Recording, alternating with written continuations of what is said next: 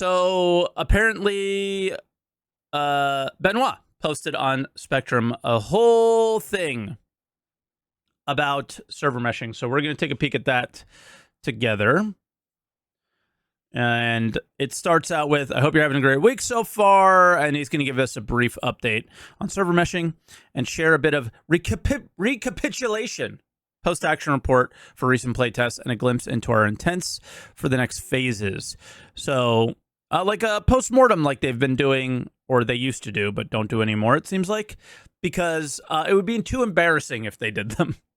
But this one, I guess it went well, so we'll do a post-mortem in that case. So he said, back in March of 24, we followed server meshing test A. We confirmed a critical design flaw in the network message queue. And we know a lot about this, right? This didn't work out very well. The NMQ is responsible for transmitting data over UDP sockets for both reliable and unreliable, eventually consistent traffic, as well as ensuring the security of this data transmission. All game data, including serialized variables, entity properties, remote method calls, pass through this message queue. So I guess this is going to be very technical. All right. Data goes through this, and it was going through slowly. The identified flaw caused issues when processing large amounts of binds and messages, leading to performance problems, causing large bottlenecks in the queue. Its usage of memory bandwidth was also problematic. To address this, the team went into focused development mode to create the replication message queue. ARMQ is designed to specifically improve bandwidth efficiency and maintain security for game servers, clients, and replicants. Most importantly, it aims to prevent major networking bottlenecks that players would typically experience as prolonged interaction delays affecting multiple servers simultaneously. As previously shared, we introduced the first version of ARMQ in early 324.0 as a canary on selected shards. It's now fully developed across all 324.1. And we're closely monitoring RMQ performance in relation to shard age. As we observed in 323.1, as shards aged, the number of binds and messages increased significantly. This is a very important paragraph here, because if you guys remember, right before 324 went to Evo or PTU,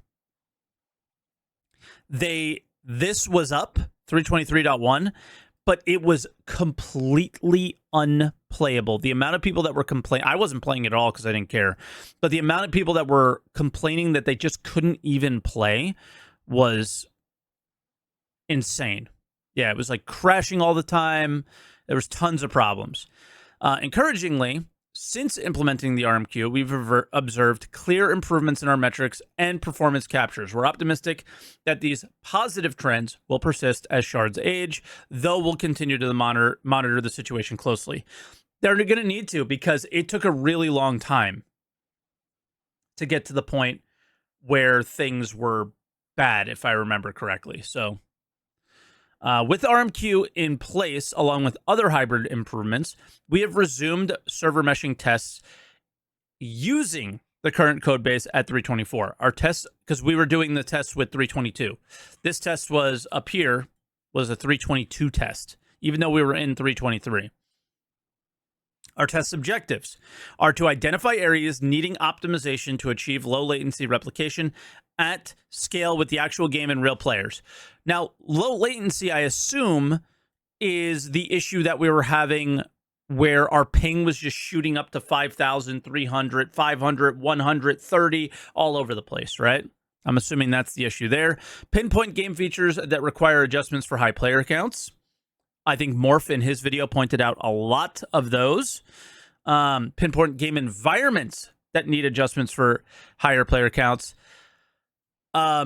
News, all of them. The entire game world was built around 100 players. And I hope the mission system is thinking about this, but we'll see. Uncover bugs related to server transition, server recovery, and other quirks induced by the server meshes, the meshed setup. Confirm changes and improve the game experience at higher player counts from a networking point of view. We're aiming for a rapid iteration cycle to test our corrections and optimizations, ensuring progress at each step without interference from other changes to the game. Our goal is to conduct weekly tests until it's time to rejoin the main development branch for the PTU or the 4.0 PTU waves. So whenever that is, we'll see. But that's exciting. Now, what theoretically could happen is what already happened. They can find something that is going to take a lot of time to optimize in order to get to 4.0, and then we can have another drought for months.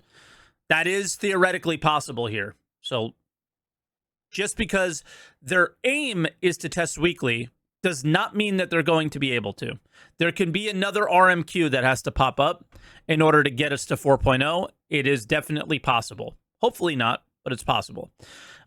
We will only proceed to a tech preview test in each week if we have sufficient changes and improvements validated for you all to play. Our test should mostly follow a given pattern. First, start with a single server to validate, expand to mid-size, aka 3 servers 500, expand to a larger size, 6 servers 1,000, and then reel back to a comfortable player cap. There you go.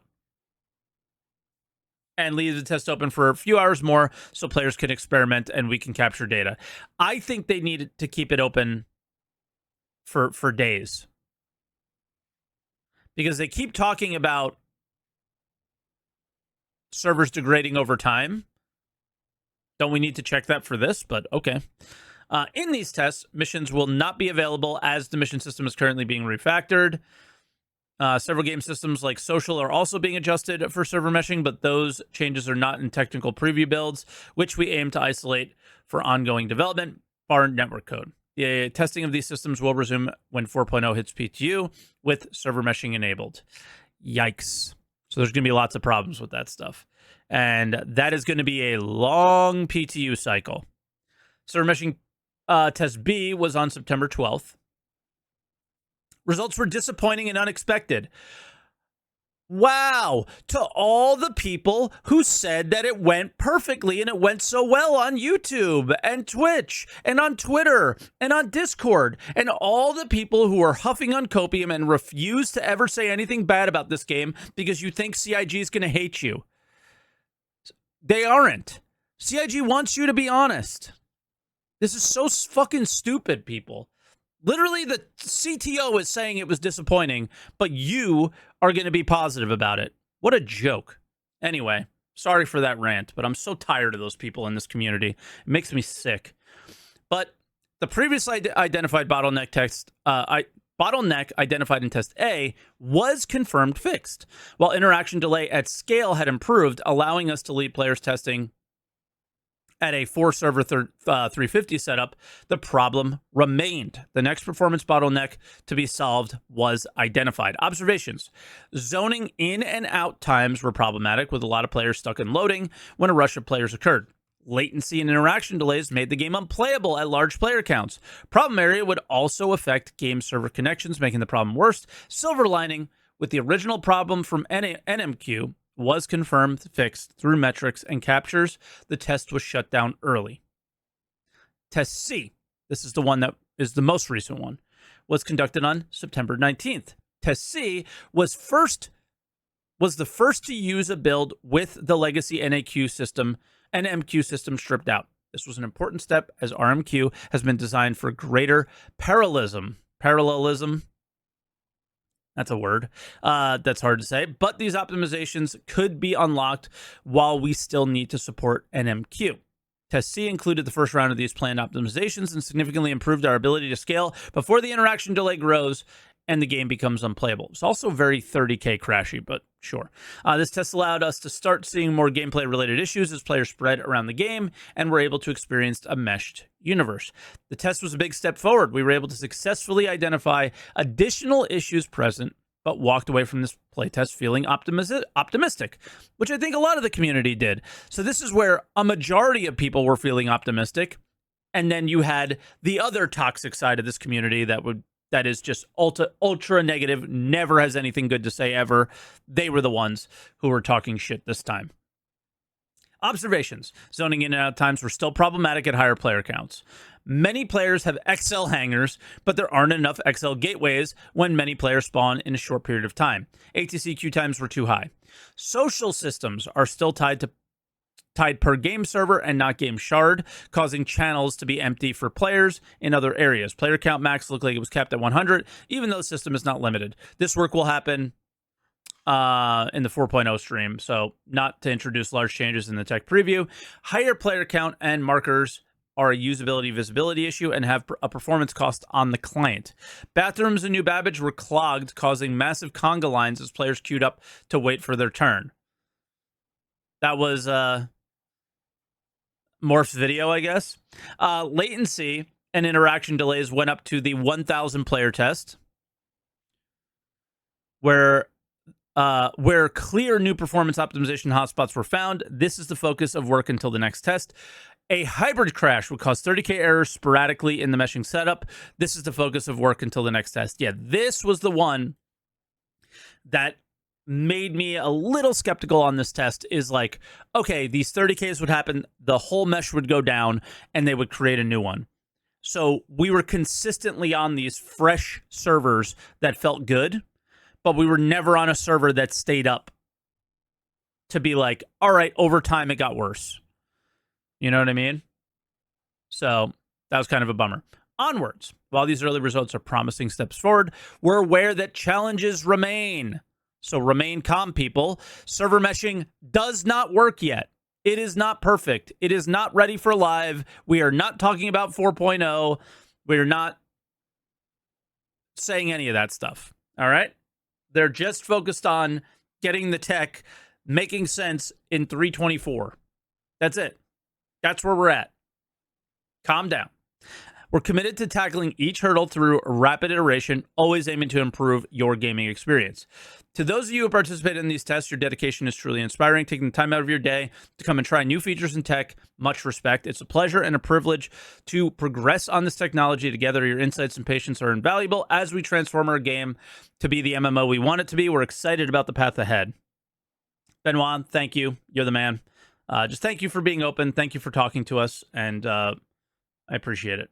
So, yep. And like, upvote this. I want 100 times more posts like this than another commercial mess. We signed for open dev, so this is what we want. Thanks for your dev. Thanks you devs for this post, right? This is open development, not the other crap that we always get. So that was the Benoit report. And yeah, some things were bad, but they're improving. But they have a long road ahead of them, it sounds. So I look forward to the next test, hopefully this week, and hopefully we can see that progress. And that'll be it.